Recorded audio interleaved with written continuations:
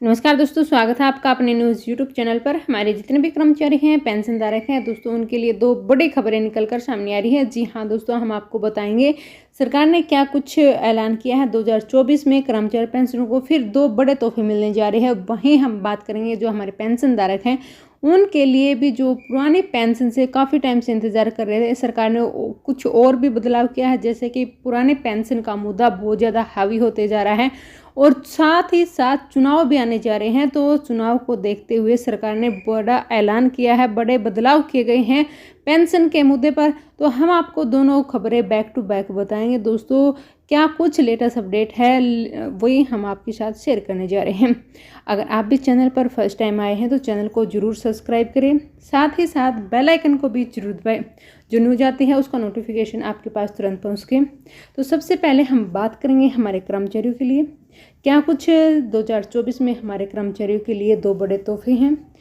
क्या उनकी सैलरी में 50,000 रुपये तक का उछाल देखने को मिलेगा।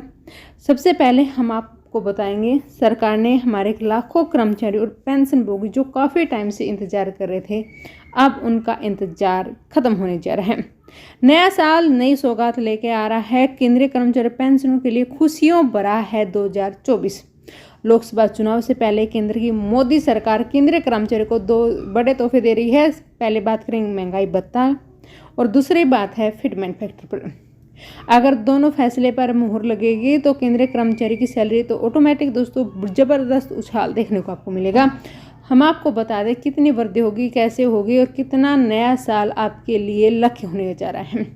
दरअसल केंद्र सरकार साल में दो बार जनवरी और जुलाई में केंद्रीय कर्मचारी की DAR में जो दर है उसमें संशोधन करती है। जैसा आप सब जानते हैं दोस्तों, 2023 के लिए दोनों दरों का ऐलान हो चुका है। अब अगला DA साल 2024 में रिवाइज होगा, जो जुलाई से दिसंबर 2023 के AICP इंडेक्स के आंकड़े पर निर्भर करेगा। सितंबर तक AICP इंडेक्स आंकड़े जो कयास लगाए जा रहे कि नया साल में DA 50% या इससे पार होगा। भले ही सितंबर में AICP इंडेक्स का आंकड़ा दोस्तों 1.7 अंक घटकर 137.5 पर रहा, लेकिन DA स्कोर 48.54 पहुंच चुका। अब अगले अक्टूबर महीने में 28 से 30 नवंबर के बीच जारी किए जाएंगे और इसके बाद नवंबर दिसंबर के अंक है वो जारी होंगे। दिसंबर तक DA स्कोर बढ़कर 50% तक पहुंच जाएगा। DA में फिर 4 वृद्धि होना तय है। हालांकि ऐसी स्थिति में कर्मचारी की सैलरी रिवाइज होगी।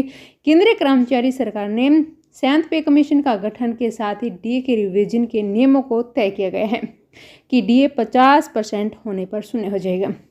50% शून्य को मौजूदा बेसिक सैलरी में जोड़कर दिया जाएगा और DA की गणना शून्य से की जाएगी। ऐसे में नए वेतन आयोग के लागू होने की भी संभावना नजर आ रही है और केंद्र सरकार ने 2024 में 4% करके 8% तक DA बढ़ाया है और अब संभावना है दोस्तों नए साल में फिर से 4% तक DA बढ़ेगा।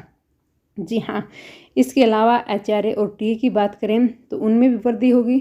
हालांकि दोस्तों इसमें बताया जा रहा है जो आपका फिटमेंट फैक्टर है 2024 में बढ़ाया जाएगा। मीडिया रिपोर्ट के अकॉर्डिंग हम आपको बता रहे हैं, लोकसभा चुनाव से पहले केंद्र की मोदी सरकार कर्मचारी के फिटमेंट फैक्टर पर भी एक बड़ा फैसला लेने जा रही है। वर्तमान में 7th पे कमीशन के अनुसार केंद्रीय कर्मचारी का फिटमेंट फैक्टर 2.57% और बेसिक सैलरी 18,000 रुपये है और केंद्रीय लंबे समय से इसे 3.86% करने की मांग की जा रही है। अब लोकसभा चुनाव के चलते कर्मचारियों को साधने के लिए मोदी सरकार इस मांग को पूरा करेगी। इसे 2.57 से बढ़ाकर 3 या 3.68% किया जाएगा। अगर ऐसा होता है तो उनकी बेसिक सैलरी 18,000 से बढ़कर 21,000 या 26,000 हो जाएगी।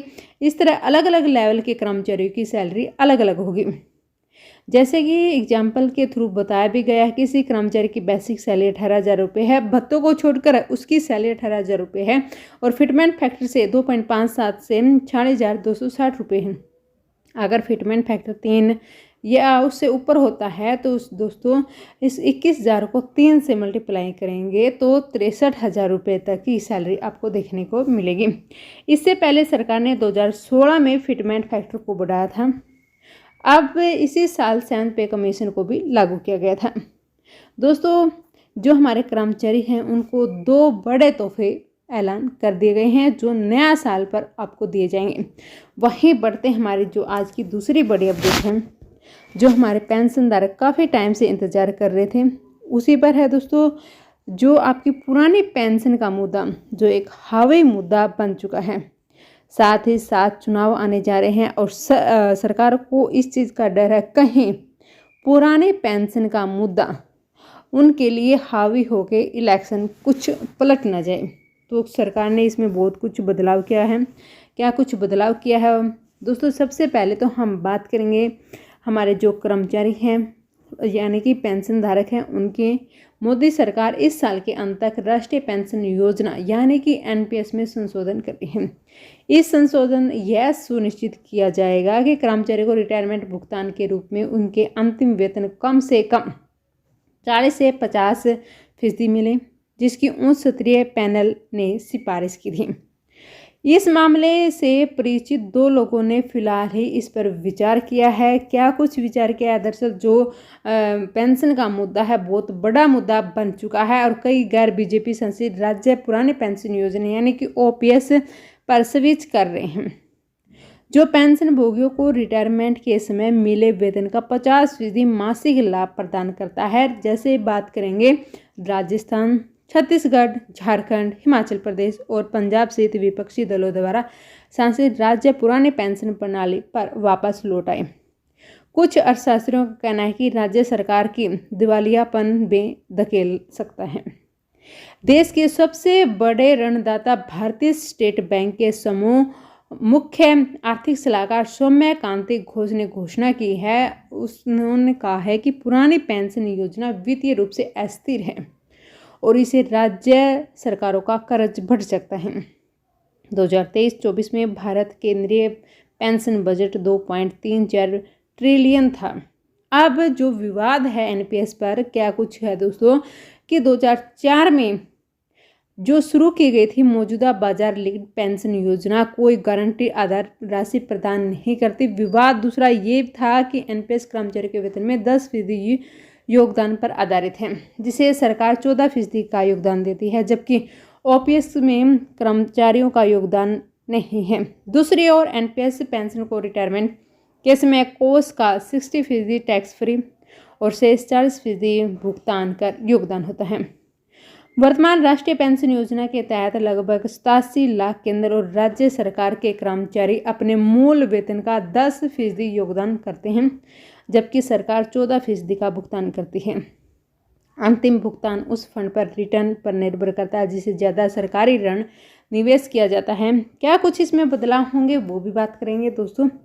जो संशोधित पेंशन योजना बाजार रिटर्न से जुड़ी रहेगी, लेकिन सरकार किसी कर्मचारी के अंतिम वेतन का न्यूनतम 40% देने की पद्धति पर काम कर सकती है। यानी कि इसका मतलब यही हुआ दोस्तों कि भुगतान जो आधार राशि से कम है तो सरकार को पेंशन में कमी को पूरा करने के लिए हस्तक्षेप करना होगा। वर्तमान में जो कर्मचारी औसत 36% से 38% के बीच औसत रिटर्न अर्जित करते हैं।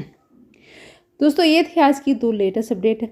आशा करते हैं आपको वीडियो अच्छी लगी होगी। वीडियो अच्छी लगे तो लाइक ज़रूर करें, सब्सक्राइब करें, साथ ही साथ अपने दोस्तों के साथ भी शेयर करें।